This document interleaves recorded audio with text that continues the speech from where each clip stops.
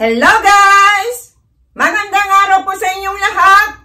Andito na naman ako sa harap ninyo para magbigay na naman ng isang informasyon na baka hindi nyo pa nalalaman. Pero bago ko simulan, humiling lang po ako ng kaunting pabor na i-subscribe ang maliit na channel ni Ate Stella ninyo.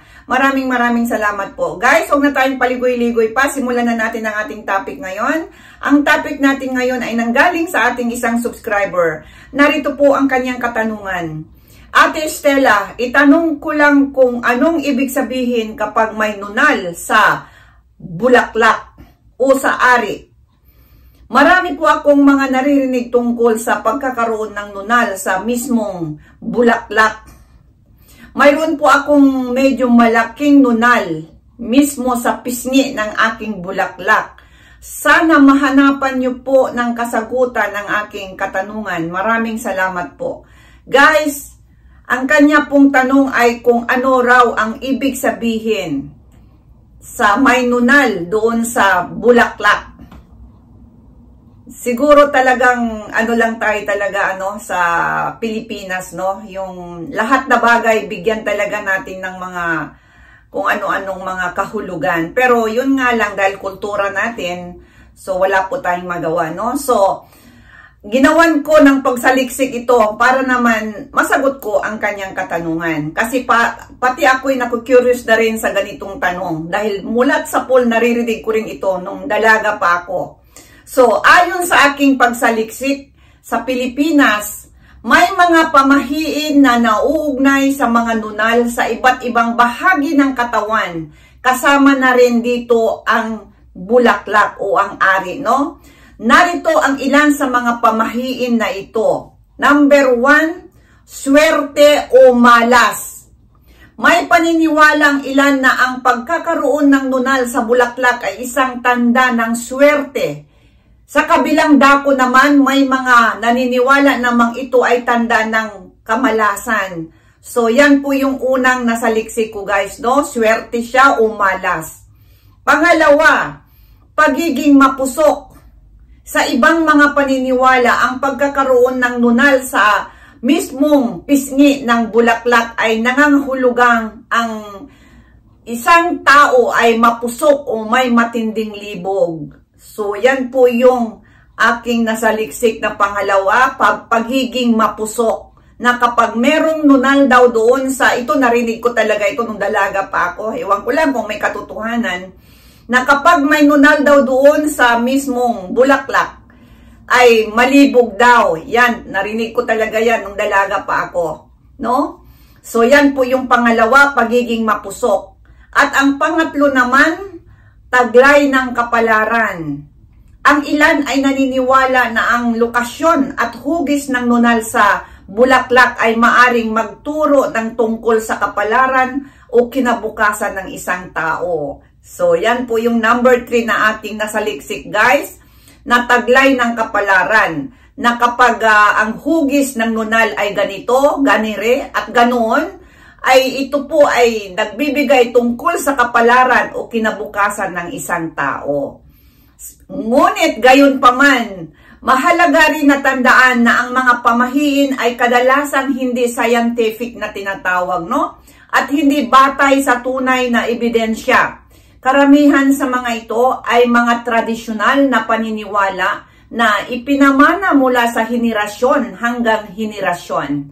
Ang pag-aalaga sa sarili at ang pagpapaalam sa tamang kaalamanan at impormasyon ay mahalaga pa rin sa pagtukoy kung ano ang totoo o hindi.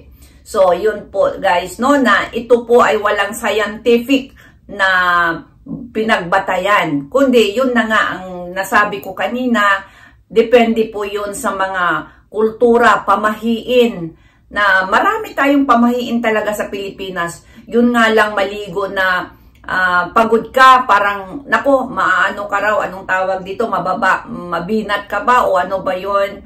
Pero dito sa tinitirhan kong bansa, baliktad naman, kung mas magandang maligo kung pagod, para daw masarap matulog. So, iba-iba yan. So, wala namang diskriminasyon, no? Kasi iba-ibang kultura, iba ang kultura dito sa bansang ito, iba ang kultura sa atin, kaya hindi rin natin pwedeng ikumpara na ito ay hindi maganda, ito ay maganda. Hindi po, dahil ang bawat kultura ay dapat nating irespeto. Ano man yan, pero irerespeto po natin yan. Kung ano yung mga pamahiin natin sa Pilipinas, pamahiin sa Japan, sa Amerika, kanya-kanya po yan. Kaya wala pong ito'y tama, ito po'y mali.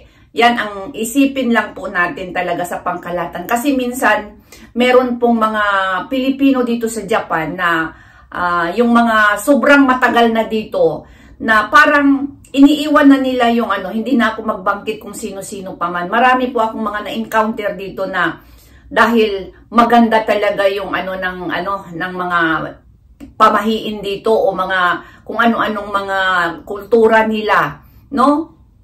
Na para bang okay lang sa akin sana kung sabihin lang nila na maganda ito, pero kinukumpara kasi nila sa ating bansa. So hindi po natin pwedeng maikumpara. Dahil yun po ang paniniwala natin. Kasi pag ikumpara natin, ay hindi tayo mananalo dahil una, napakataas ng ekonomiya ng Japan. Hindi natin pwedeng ikumpara sa atin sa Pilipinas. So kahit sa kultura, hindi rin natin, kasi mulat sa pool, pinanganak tayo, ganyan na yung mga kultura natin. At hindi rin naman masasabi na ang Japan din ay para sa kanila yon, no? Kaso lang meron kasing mga Pilipino na parang tinatakwil na nila, talagang tinatakwil na nila yung sa atin na mga kultura natin. Hindi po, ako'y matagal na rin po dito, ngunit sinasamba ko pa rin ang aking sariling pinanganakan, no? Kaya irespeto talaga natin. Kahit ano pa man yung mga pamahiin na yan, nasa inyo na lang po yan kung maniniwala tayo. Kaya nga, kagaya nitong nagtanong sa akin na kung ano ba ang mga ibig sabihin. Kasi nga siguro curious lang sa siguro rin may narinig siya.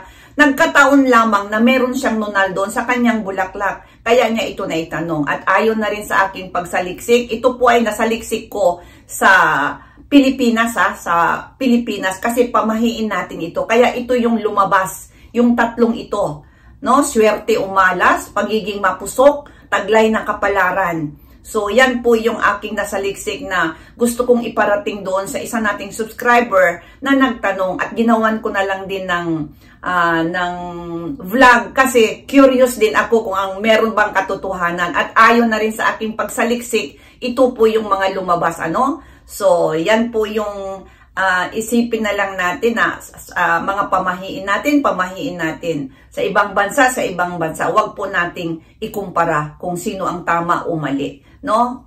Ayan guys, sana nagustuhan nyo ang topic natin ngayon na nanggaling sa ating isang subscriber. At nagpapasalamat ako sa walang sawang pagsubaybay at pagtangkilik sa aking maliit na channel. Maraming salamat, ang atin ninyo, Stella. Maraming salamat sa araw na ito. Bye-bye!